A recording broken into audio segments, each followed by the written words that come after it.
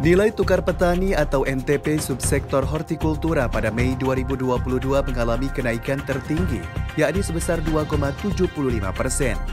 Kepala Badan Pusat Statistik BPS Margo Yuwono menyebutkan, kenaikan itu karena indeks harga yang diterima petani mencapai 3,23% lebih besar dibandingkan indeks harga pasar yang dibayar petani, yakni 0,46%.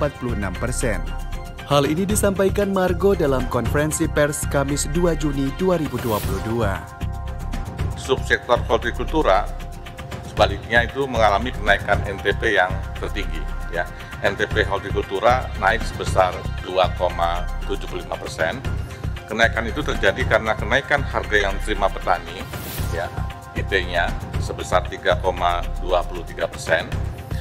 Lebih besar dari kenaikan harga yang dibayar petani yang hanya meningkat 0,46%. Sedangkan komoditas yang dominan yang mempengaruhi kenaikan indeks harga yang diterima petani adalah bawang merah, kol atau kubis, dan kentang.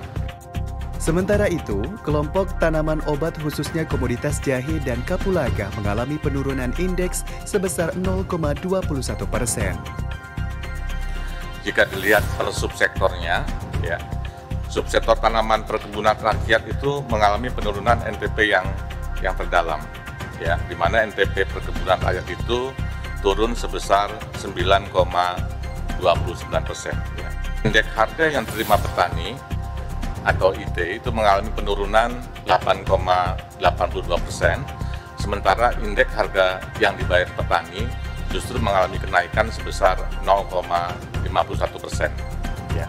Komoditas yang dominan yang berpengaruh kepada penurunan indeks harga yang diterima petani adalah kelapa sawit, karet, dan kelapa, gitu ya.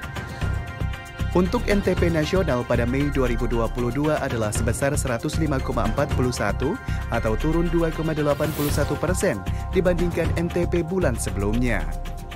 Penurunan NTP dikarenakan indeks harga yang diterima petani turun 2,37%, sedangkan indeks harga yang dibayar petani naik 0,46%.